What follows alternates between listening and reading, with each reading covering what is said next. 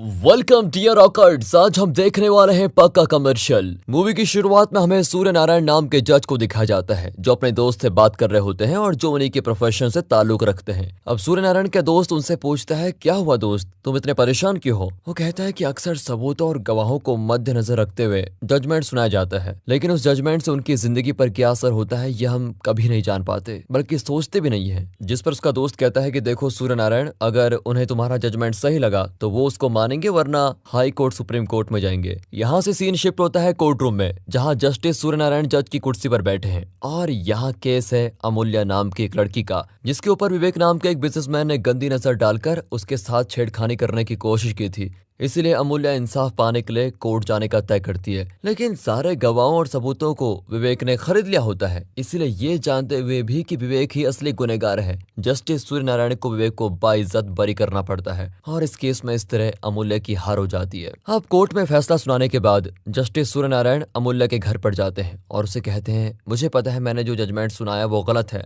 लेकिन इस सिस्टम के प्रोटोकॉल्स को झुठलाकर बिना सबूतों और गवाहों के तुम्हें कोर्ट में जजमेंट नहीं सुना सकता था, लेकिन मैंने तुम्हारी सिफारिश एक अच्छे कॉलेज में कर दिए जहां वो तुम्हारे लिए एक अच्छी सीट रिजर्व रखेंगे। तुम जाकर उस कॉलेज को ज्वाइन कर लो और अपनी आगे की जिंदगी अच्छे से जियो। लेकिन अमूल्या सूर्य नारायण से कहती है कि आप जज की कुर्सी के लायक है ही नहीं। ये जानते हुए भी कि गुनहगार कौन है उसे सजा न देना बहुत बड़ा पाप है। मुझे आपकी दी हुई कॉलेज की सीट नहीं चाहिए। हाँ, अगर आप मुझे कुछ देना चाहते हैं तो आप उस जज की कुर्सी को छोड़ दीजिए, क्योंकि आप उसके लायक है नहीं। ये बात सुनकर सूर्य नारायण को अमूल्या के लिए बहुत बुरा लगता है और वो वहां से चला जाता है। कुछ देर के बाद सूर्य नारायण को इंस्पेक्टर का कॉल आता है जो उसको बताता है कि अमूल्या ने खुदकुशी कर ली है और लोगों को ऐसा लग रहा है कि सूर्य नारायण के गलत जजमेंट के बाद ही अमूल्या ने खुदकुशी की है। ये सुनकर सूर्य नारायण को बहुत दुख होता है और वो सोचता है कि मेरे एक गलत डिसीजन की वजह से किसी की जिंदगी बर्बाद हो गई है। इसलिए अब वो ये सोचकर जज की नौकरी को छोड़ देता है और कहीं और शिफ्ट होकर एक किराना की दुकान चलाता है। अब यहाँ से कहानी कुछ साल आगे शिफ्ट होती है और अब सूर्य नारायण का बेटा लकी एक लॉयर बन चुका है। सूर्य नारायण हमेशा अपने बेटे को सच्चाई और अच्छाई के लिए लड़ने वाले वकील के रूप में ही देखना चाहता है, इसलिए लकी हमेशा उनके सामने अपनी अच्छाई का ढोंग किया करता है। लेकिन असल में वो एक ऐसा वकील है जो पैसों के लिए झूठ को सच और सच को झूठ बनाकर अपने क्लाइंट को जिताया करता है। इसी तरह उसके पास एक केस आता है जिसमें उसके क्लाइंट ने एक जमीन खरीदी होती है जिसके ऊपर केस चल रहा है, इसलिए उसको वो करोड़ों की जमीन बहुत सस्ते में मिल चुकी थी। लेकिन अब वहाँ के कुछ लोकल गुंडों ने मिलकर उस जमीन पर कर लिया है कब्जा और वो उस जमीन को वापस देने के लिए तैयार है ही नहीं। लकी अपने क्लाइंट से कहता है कि इस केस को कोर्ट से बाहर ही सेटल करना होगा और लकी वहाँ उन गुंडों से मिलने के लिए पहुंच जाता है, लेकिन वो गुंडे लकी पर हमला करने के लिए उसके पीछे पड़ जाते हैं। लेकिन हमारा लकी भी कोई कम नहीं है, वो उन सबको एक एक करके धूल चटा देता है। इतनी मार खाने के बाद आखिरकार लोकल गुंडों की अकल ठिकाने आ ही जाती है और वो उस जगह को कुछ पैसे लेकर खाली करने के लिए मान जाते हैं। इस सेटलमेंट के बाद तो लकी अपने क्लाइंट से कहता है कि मैंने तुम्हारी करोड़ों की जमीन तुम्हें कुछ लाख रुपए में वापस दिलवा दी, अब इसके बदले तुम मुझे एक एसयूवी कार गिफ्ट कर दो। फिर लकी उस क्लाइंट से एसयूवी कार गिफ्ट में ले ही लेता है। तभी लकी को सायरा नाम की एक औरत का कॉल आता है और वो उसे कहती है कि मैंने अपने पति का खून कर दिया है, क्या आप मेरा केस लड़ेंगे? लकी पूछता है कि आपके पति क्या करते थे? वो एक कैब ड्राइवर थे।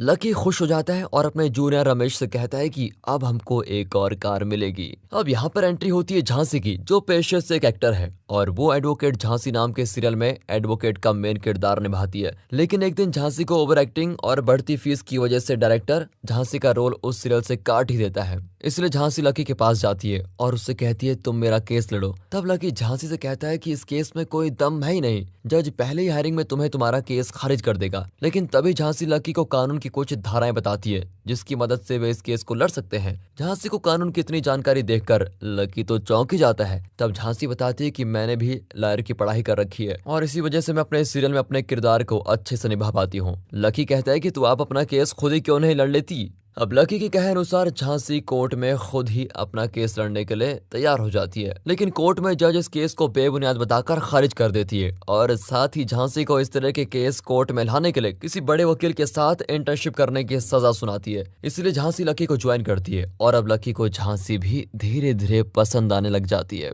अब हमें यहाँ पर अयूब खान नाम के एक डॉन को दिखाया जाता है जो अपने वकील से कहता है कि तुम्हें इतने पैसे देने के बावजूद भी तुमने मेरे भाई जलील को बाहर क्यों नहीं निकाला? दरअसल दरअसल अयूब के भाई जलील ने एक मर्डर किया है जिस वजह से उसको पकड़कर जेल में डाला हुआ है। तब अयूब का वकील अयूब को बताता है कि इस तरह के मुश्किल काम सिर्फ लकी कर सकता है, क्योंकि वो एक बहुत ही चालू वकील है और वो झूठ को सच और सच को झूठ करने में बिल्कुल माहिर है। अयूब खान लकी को ढेर सारे पैसों के ऑफर देता है ताकि वो जमील को बाइज्जत बरी करवा सके, और फिर लकी भी पैसों के बदले जलील का केस ले ही लेता है और कोर्ट में सभी सबूत और गवाहों को झूठा साबित करके जलील को छुड़वा ही लेता है। लेकिन जेल से बाहर निकलते ही जलील और उसके कुछ आदमी पुरानी दुश्मनी के चलते बिजनेसमैन विवेक को मारने की कोशिश करते हैं, लेकिन पुलिस उन्हें फिर से पकड़ लेती है। अब हमें पता चलता है कि जलील जिस विवेक को मारने की कोशिश कर रहा था वो और कोई नहीं बल्कि वही विवेक था जिसे लकी के पिता सूर्य नारायण ने सबूत और गवाह न होने की वजह से कुछ साल पहले बाइज्जत बरी किया था। और अब जब विवेक को पता चलता है कि लकी ने जलील को जेल से छुड़वा दिया है तो वो लकी को मिलने के लिए बुलाता है और लकी को एक बंगला ऑफर करते हुए कहता है कि तुम कल कोर्ट में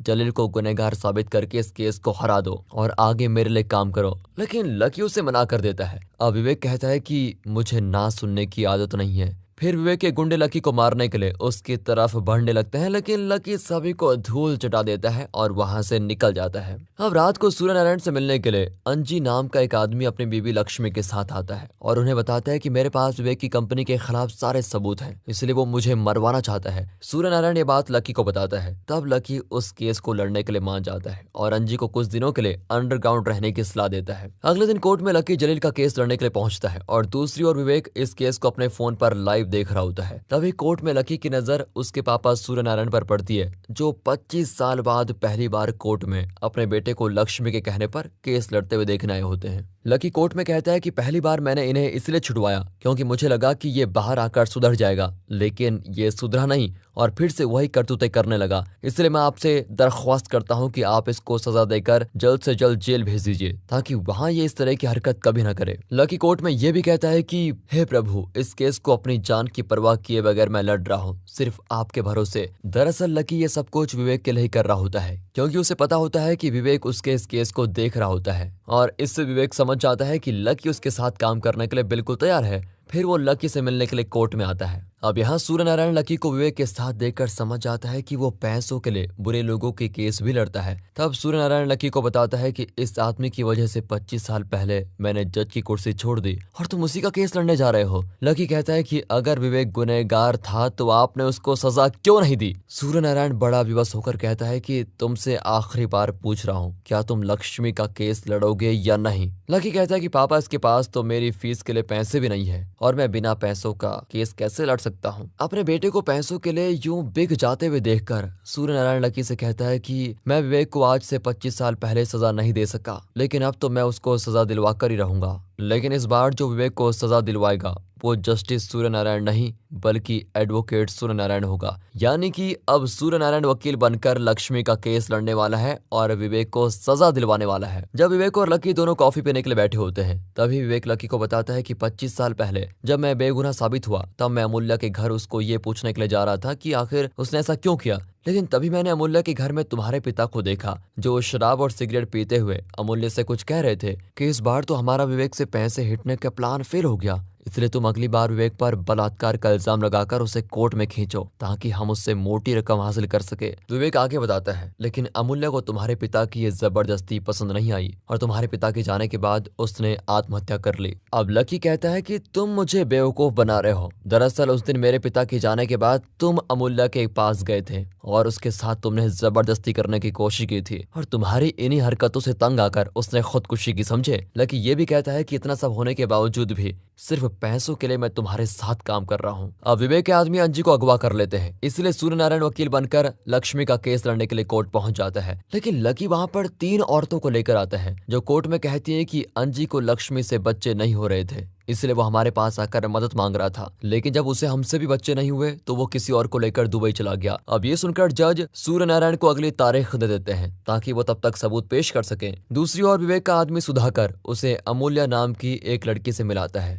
जिसे पहले सुधाकर चाहता था, लेकिन विवेक इतना लूज कैरेक्टर है कि वो उससे आधी उम्र की अमूल्य से शादी कर लेता है। दूसरी ओर सूर्य नारायण को लक्ष्मी की तरह और भी लोग मिल चुके होते हैं, जिसके घर वालों को विवेक और उसके आदमियों ने मरवा दिया था, लेकिन लकी विवेक के पैसों के बलबूते पर उन सबको खरीद लेता है। सूर्य नारायण के बढ़ाए हुए हर कदम को लकी बड़ी चालाकी से पीछे खींच रहा होता है। इसलिए निराश होकर सूर्य नारायण लकी के जूनियर रमेश के पास मदद मांगने के लिए जाता है और लकी का जूनियर रमेश मदद करने के लिए मान भी जाता है। फिर वो उसे उन्हीं औरतों के पास लेकर जाता है जिन्होंने कोर्ट में झूठी गवाही दी थी। अब रमेश सूर्य नारायण को बताता है कि इन्हें पैसे दे दो, फिर ये जो आप चाहोगे वो बोल देंगे। रमेश उन औरतों को अपनी गाड़ी की चाबी दे देता है और कहता है कि पैसों की कमी है, इसलिए तुम मेरी गाड़ी रख लो और कोर्ट में कल सुबह सब कुछ सच बता देना। अब अगले दिन कोर्ट में लकी सूर्य नारायण को ही कटघरे में बुलाता है और कोर्ट में सबके सामने ये कहता है कि आज से 25 साल पहले सूर्य नारायण विवेक को सजा नहीं दिलवा पाए थे, इसलिए वो उसका बदला लेने के लिए विवेक को बार बार कोर्ट में घसीट रहे हैं और साथ ही सूर्य नारायण ने उन औरतों को पैसे देकर यहाँ पर बुलाया है। ये बात लकी सबूत के साथ साबित कर देता है और लकी केस को जीत जाता है। केस जीतने की खुशी में विवेक लकी से कहता है कि जब मैं एमएलए बन जाऊंगा तब मैं तुम्हें लॉबी का हेड बना दूंगा और फिर तुम चाहे जितना पैसा छाप लो। यहाँ से अगले ही दिन हमें विवेक को दिखाया जाता है जो एमएलए पद की शपथ ले रहा है और लकी भी उस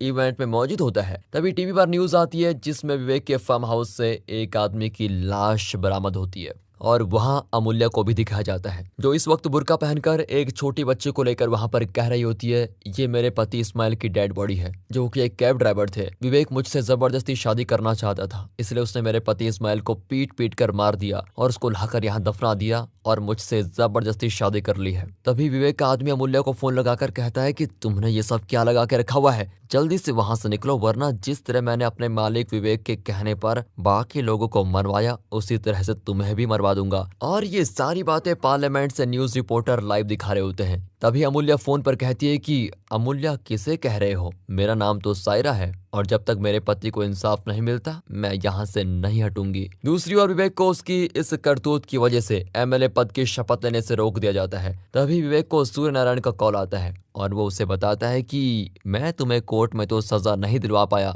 लेकिन अब तो खुद भगवान भी तुम्हें नहीं बचा सकते। इससे ये साफ हो जाता है कि विवेक को इस तरह फंसाने के पीछे सूर्य नारायण का ही हाथ होता है। अब सूर्य नारायण की इस चाल की वजह से विवेक बहुत गुस्से में आता है और फिर वो अपने गुंडे को सूर्य नारायण को मारने के लिए भेज देता है। उसके बाद तो उसके गुंडे भी उसको उठा लेके आते हैं। अब लकी की मां लकी को फोन लगाकर बताती है कि तुम्हारे पिता सूर्य नारायण को विवेक के लोग उठाकर लेके चले गए हैं। लकी विवेक से बात करके सूर्य नारायण को छुड़ाने की कोशिश करता है, लेकिन विवेक लकी से कहता है कि मैंने तुम्हें पहले ही बताया था अगर तुम्हारा बाप मेरे रास्ते में आएगा तो मेरे लोग उसको छोड़ेंगे नहीं। इसके बाद पुलिस विवेक को अपने साथ लेके जाती है, लेकिन अब लकी अपने पिता सूर्य नारायण को बचाने के लिए पहुंच जाता है और विवेक के आदमियों की जमकर पिटाई करता है और अपने पापा को बचा लेता है। यहाँ से सीन शिफ्ट होता है पुलिस इन्वेस्टिगेशन रूम पर, जहाँ पर लकी और सूर्य नारायण विवेक से मिलने के लिए पहुंच चुके हैं। लकी वहां विवेक से कहता है कि अब तक तुम जिसे अमूल्य समझ रहे थे वो अमूल्य नहीं बल्कि सायरा है और उसने उसके पति को मार दिया क्योंकि उसका पति उसे बहुत परेशान किया करता था। इसलिए मैंने ही उसे अमूल्य बनाकर ऐसा करने के लिए कहा था ताकि मैं उसको इस केस से बाहर निकालकर तुम्हें फंसा सकूं। और तुम्हें क्या लगा तुम्हारे पीछे कुछ पैसों के लिए मैं अपना करियर बर्बाद कर दूंगा? है तुमने तो मेरा बचपन मुझसे छीन लिया है। तुम्हारी वजह से मेरे पापा डिप्रेशन में चले गए थे, इसलिए मैंने बचपन में ही ठान लिया था कि एक दिन इस कोर्ट की लड़ाई में मैं तुम्हें खत्म कर दूंगा। इसलिए मैंने तुम्हारे साथ काम करके तुम्हारे सारे राज और तुम्हारे खिलाफ सारे सबूत इकट्ठा किए। तुमने हमेशा अपने पैसे और पावर के बलबूते पर सबूत और गवाहों को खरीद लिया है, लेकिन आज मैं तुम्हें चैलेंज करता हूँ, आज तुम इस केस को जीत कर दिखाओ। ऐसा कहकर लकी वहां से चला जाता है। लकी ने एडवोकेट काउंसिल में सभी वकीलों को विवेक के बारे में सच्चाई बता दी होती है ताकि कोई भी उसका केस न ले सके, इसलिए विवेक को कोई भी वकील नहीं मिलता। अब विवेक को मजबूरन बाहर से एक लेडी वकील को बुलाना पड़ता है। वो वकील विवेक को बताती है कि आपका जीतना तो नामुमकिन है क्योंकि लकी ने तुम्हारे फिंगरप्रिंट से लेकर तुम्हारे बालों तक सभी चीजों को क्राइम स्पॉट पर छोड़ दिया है, जिस वजह से तुम्हें कोर्ट में अब कोई नहीं बचा सकता। यहाँ तक कि अब मैं भी तुम्हारा केस नहीं लड़ूंगी क्योंकि तुम मुझे किस नजर से देख रहे हो ये मुझे पता चल चुका है। इसके बाद हमें कोर्ट रूम का सीन दिखाया जाता है जहाँ पर विवेक का केस कोई भी वकील नहीं लड़ता और लकी सारे सबूतों को दिखाकर विवेक को गुनहगार साबित कर ही देता है और जज विवेक को फांसी की सजा देता है। और इसी के साथ होती है सच्चाई की जीत और बुराई की हार और मूवी का एंड। मिलते हैं अगली वीडियो में, तब तक के लिए गुड बाय, अपना ख्याल रखिए और हाँ वीडियो अच्छी लगी हो तो लाइक कीजिए और चैनल को subscribe and finally thanks for watching.